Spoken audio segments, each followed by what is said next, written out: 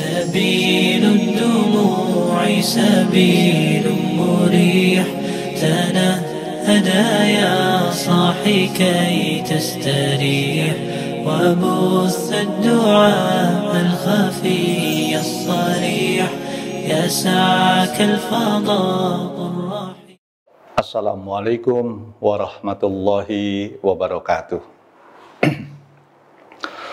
Alhamdulillahilladzi hadana lihada wa ma kunna linahtadiya laula an hadanallah. Subhanaka la ilma lana illa ma 'allamtana innaka antal alimul hakim. Rabbis shrahli sadri wa yassirli amri wahlul 'uqdatam min lisani yafqahu qawli. A'udzu billahi minasyaitonir rajim. Bismillahirrahmanirrahim.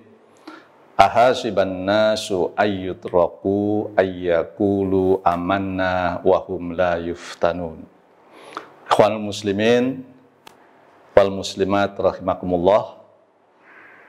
Berjumpa kembali dengan saya dalam kajian kali ini. Saya akan menyampaikan materi terkait dengan musibah yang saat ini sedang melanda dunia, yaitu COVID-19. Sebelum saya melanjutkan pembahasan materi tentang COVID-19, saya ingin mengajak ikhwanul muslimin wal muslimat untuk senantiasa bersyukur kehadirat Allah Subhanahu wa Ta'ala. Mudah-mudahan sebagaimana yang dijanjikan oleh Allah di dalam Al-Quran, kalau kita mampu menjadi hamba Allah yang bersyukur, Allah akan memberikan kebaikan-kebaikan kepada kita. Namun perlu kita memahami agar kita bisa mengklasifikasi, bisa membedakan, bisa mengelompokkan. Sesungguhnya kita ini termasuk hamba Allah yang kufur nikmat, atau kita ini termasuk hamba Allah yang bersyukur. Nah, di dalam Al-Quran, saudara-saudara, orang kufur itu dijelaskan sifatnya ada dua. Ya, orang kufur. Yaitu menurut surat Al-Ma'arij ayat 19 sampai 22. Yang pertama, orang kufur itu idza massahu syarru jaju'ah. Orang kufur itu ciri-cirinya orangnya banyak mengeluh, banyak berkeluh kesah, banyak menyesali kehidupan. Itu sifatnya orang kufur, yaitu keluh kesah. Yang kedua, wa idza massahul khairu manu'ah.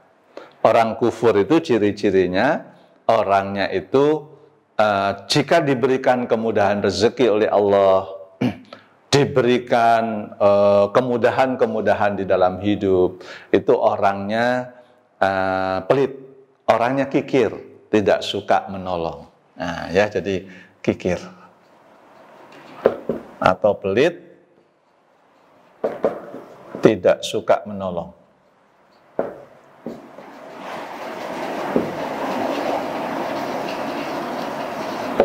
Maka, ikhwanul muslimin wal muslimat rahimakumullah, jika kita ingin oleh Allah dikelompokkan ke dalam golongan orang-orang yang bersyukur, maka jadilah orang yang tangguh, yang sabar, tidak mudah mengeluh, dan jika diberikan kemudahan oleh Allah, banyak-banyaklah menolong orang. Insya Allah, kalau kita menjadi hamba Allah yang pandai bersyukur seperti itu, maka Allah akan memberikan 4 kebaikan dalam hidup kita.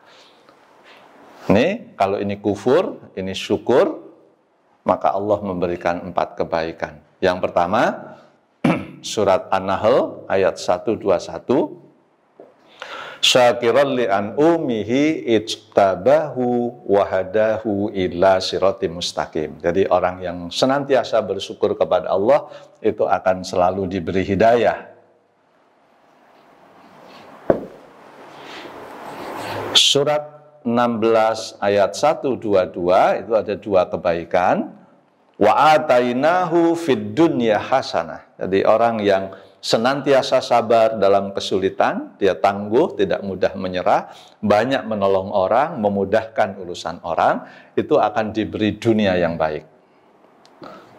Dunia yang baik. Wa atainahu fid dunya hasanah. Yang ketiga, wa innahu fil akhirah la minas sholihin. Nah, dia di akhirat akan dikelompokkan ke dalam golongan orang-orang yang soleh. Nah, kemudian surat Ibrahim menjelaskan ayat 7, wa itta'addana rabbukum la in syakartum la azidannakum wa la in kafartum inna adzabilas syadid. Jadi hamba-hamba Allah yang banyak bersyukur itu akan ditambah nikmat. Ditambah nikmat. Sementara orang yang mengingkari nikmat Allah, sesungguhnya azab Allah itu sangat pedih. Nah, itulah sebagai pembukaan. Selanjutnya marilah kita bersolawat untuk Rasul kita, menyampaikan salam untuk Rasul kita. Mudah-mudahan dengan senantiasa bersolawat, berkirim salam untuk Rasul kita, di yaumil kiamah kelak semuanya akan diberikan syafaat oleh Rasulullah Sallallahu Alaihi Wasallam. Bapak-bapak, ibu-ibu yang dimuliakan Allah Subhanahu Wa Taala, saya akan masuk ke materi selanjutnya. Banyak orang merasa rugi dengan datangnya musibah COVID-19 karena mereka selalu menghitungnya dengan materi, dengan finansial, dengan uang. Nah, sehingga mereka merasa rugi. Tapi kalau kita sebagai orang yang beriman, saya kira dengan datangnya COVID-19 ini ke negeri kita banyak sekali hikmahnya. Antara lain misalnya Bapak Ibu, sebelum kita kaji lebih mendalam, dengan datangnya COVID-19, kita banyak di rumah sekarang yang tadinya interaksi dengan keluarga sangat kurang. Sekarang itu kita dengan keluarga bisa berkomunikasi dengan sangat baik. Sepanjang hari kita bisa berdiskusi dengan istri kita, dengan anak-anak kita. Tadinya sebelum adanya COVID-19, mungkin Bapak Ibu di pagi hari sudah tergesa-gesa harus berangkat ke kantor. Tapi sekarang dengan COVID-19, setelah sholat subuh, waktu kita sangat banyak untuk membaca Al-Quran. Sholat duha, banyak sekali aktivitas ibadah, ritual yang dapat kita lakukan di rumah. Ikhwanul muslimin wal muslimat rahimakumullah, lebih jauh saya ingin menyampaikan, setiap musibah yang datang ke suatu negeri, yang menimpa keluarga, menimpa seseorang, sesungguhnya dapat diklasifikasikan ke dalam dua kelompok, ya. Jadi ini perlu kita sadari, kalau ada musibah, ini musibah ini sebetulnya bentuknya bisa azab, bisa ujian. Bisa azab, bisa ujian. Ini perlu kita sadari, tidak semua orang bisa memahami ini. Apa latar belakangnya? Coba dirasakan saja masing-masing Bapak Ibu sekalian, ya. Karena kalau azab itu terjadi kepada, kalau menurut ayatnya dua kemungkinan. Surat 7 ayat 96 itu, walakin kadzabu fa akhadnahum bima kanu yaksibun. Tapi jika engkau mendustakan ayat-ayatku, kata Allah, aku pasti azab kamu disebabkan perbuatanmu. Itu yang pertama Bapak Ibu sekalian, ya. Jadi tidak semua musibah itu bentuknya ujian. Yang mengetahui adalah diri kita masing-masing. Suatu kesulitan, masalah dalam hidup kita, itu yang paling tahu latar belakangnya adalah kita. Jadi dia itu mungkin bisa azab, bisa ujian. Lihat saja latar belakangnya. Kalau latar belakangnya kita banyak mendustakan ayat-ayat Allah, itu berarti kita diazab oleh Allah Subhanahu wa Ta'ala. Yang kedua apa? Tidak bersyukur, tadi di dalam surat Ibrahim ayat 7. Wa itta'addana rabbukum la in syakartum la azidannakum wa la in kafartum inna adzabi lasyadid.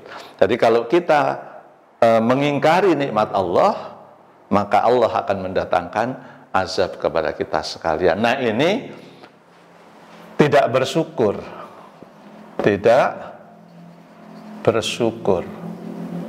Ini mendustakan ayat-ayat Allah. Mendustakan ayat-ayat Allah.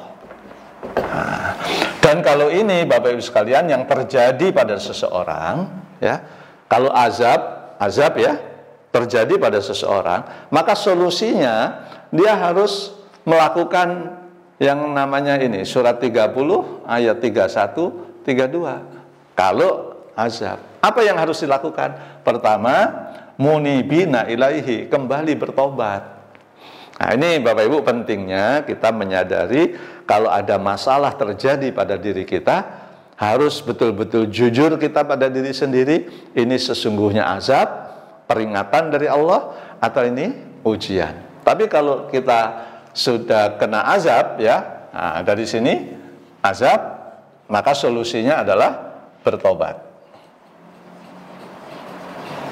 Nah, bertobat, munibina ilaihi. Yang kedua, watakuhu, taat kepada aturan Allah. Taat kepada aturan Allah. Wa aqimus shalah, menegakkan sholat.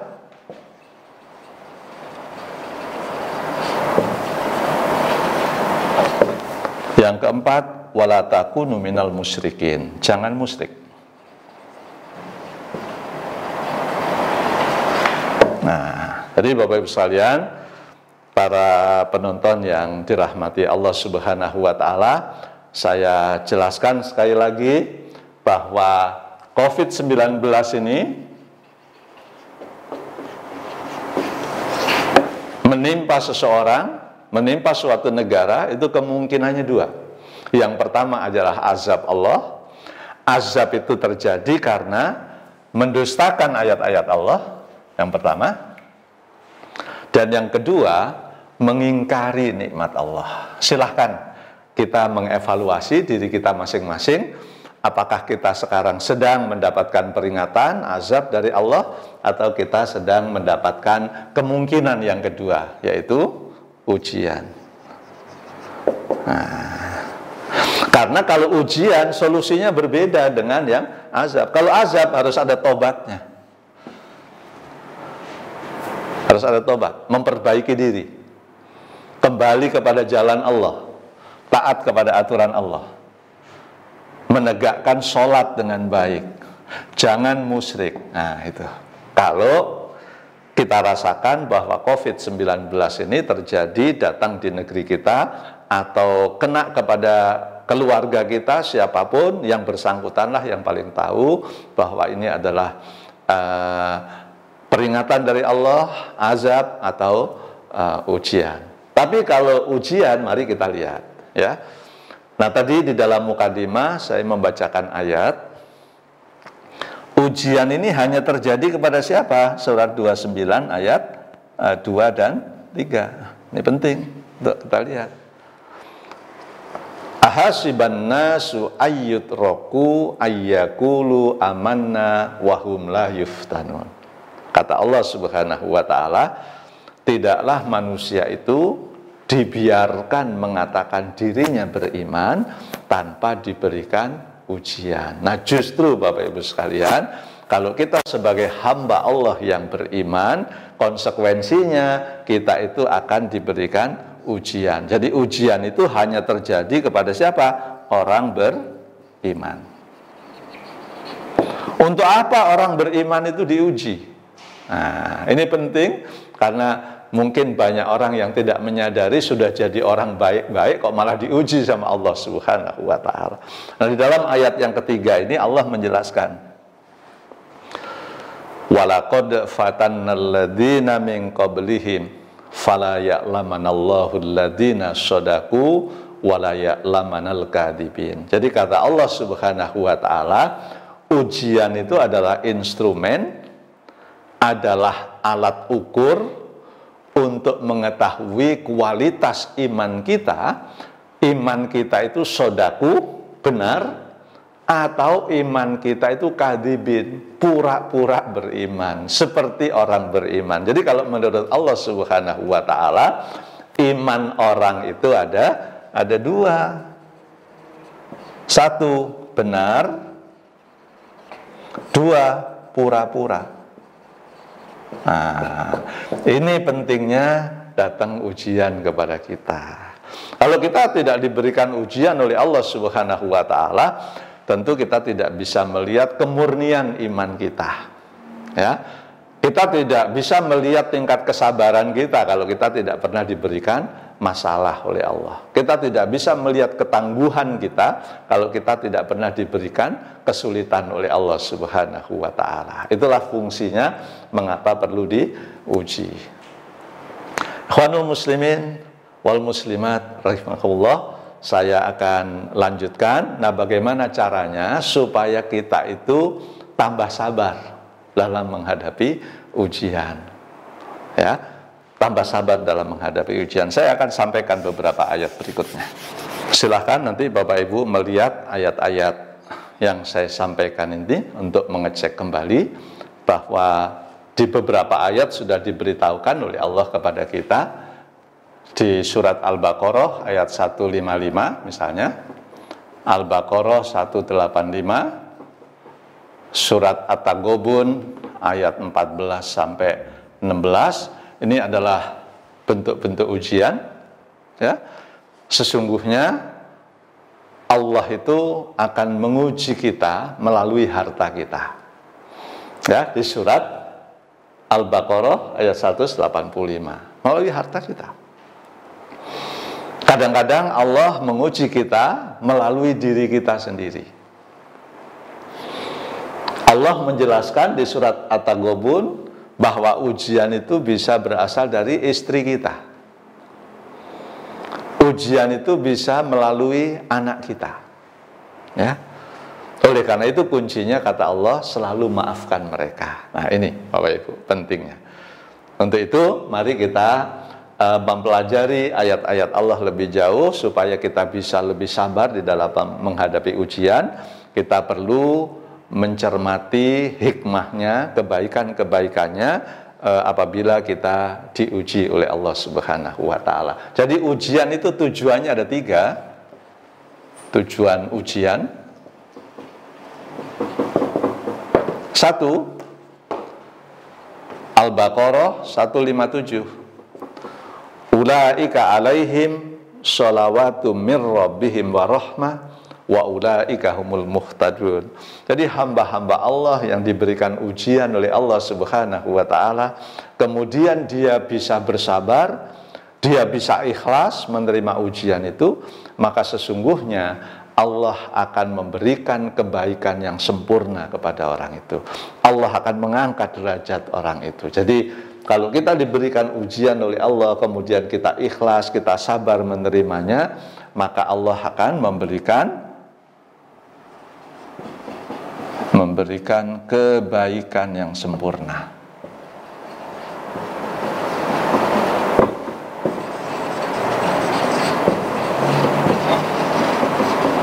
Nah, kebaikan yang sempurna.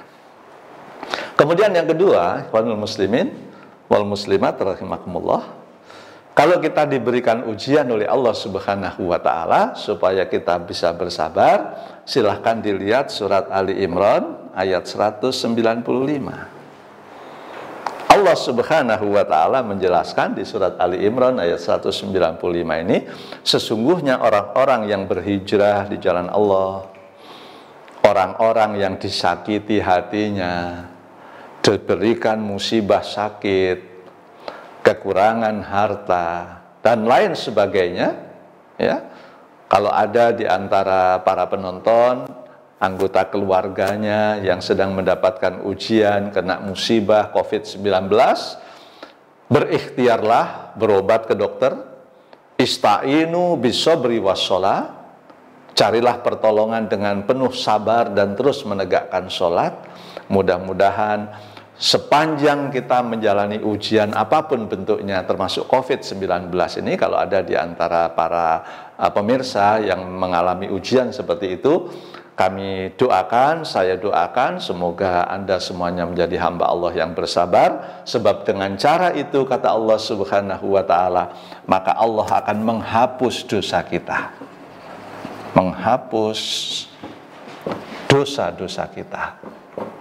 Nah, ini Bapak Ibu sekalian, mudah-mudahan kalau kita memahami ilmunya, menghadapi COVID-19 ataupun ujian yang lainnya, apapun itu bentuknya, insya Allah kita akan diberikan kebaikan yang sempurna oleh Allah di kemudian hari. Kemudian yang kedua, Allah akan menghapus dosa-dosa kita. Bagaimana caranya sebagai bentuk hamba Allah yang sabar? Sudah diajarkan di dalam surat Al-Baqarah ayat 156. Alladzina idza ashabathum musibah qalu inna lillahi wa inna ilaihi rajiun. Jangan lupa, dalam suasana batin yang sangat berat, menghadapi kehidupan yang penuh dengan tantangan ini, masalah yang luar biasa, jangan lupa mengucapkan sesungguhnya semua berasal dari Allah Subhanahu wa Ta'ala dan akan kembali kepada Allah Subhanahu wa Ta'ala. Yang penting caranya adalah ista'inu bis-sabri was-shalah. Terus menegakkan sholat penuh sabar untuk mengharapkan pertolongan dari Allah Subhanahu wa Ta'ala. Kemudian kebaikan yang ketiga, kebaikan yang ketiga ini lebih tepat kalau kita sebut kebaikan ujian, ya, kebaikan atau hikmah ujian. Nah, hikmah ujian. Yang ketiga, surat Al-Baqarah ayat 214. Apa janji Allah? Am hasibtum an tadkhulul jannata walamma ya'tikum masalul ladzina khalau min qablikum. Jangan sekali-kali engkau mengira, kata Allah, bahwa engkau akan masuk surga begitu saja tanpa aku berikan ujian yang berat kepada kalian, sebagaimana aku telah memberikan ujian kepada orang-orang terdahulu sebelum kalian. Mereka aku timpa dengan malapetaka, mereka aku timpa dengan kesengsaraan yang luar biasa. Maka berkatalah orang-orang yang beriman bersama Rasulullah Shallallahu Alaihi Wasallam, mereka calon penghuni surga, selain mereka mengatakan inna lillahi wa inna ilaihi rajiun, mereka juga mengatakan mata nasrullah, ya Allah, bilakah pertolongan yang engkau janjikan akan engkau hadirkan kepada kami.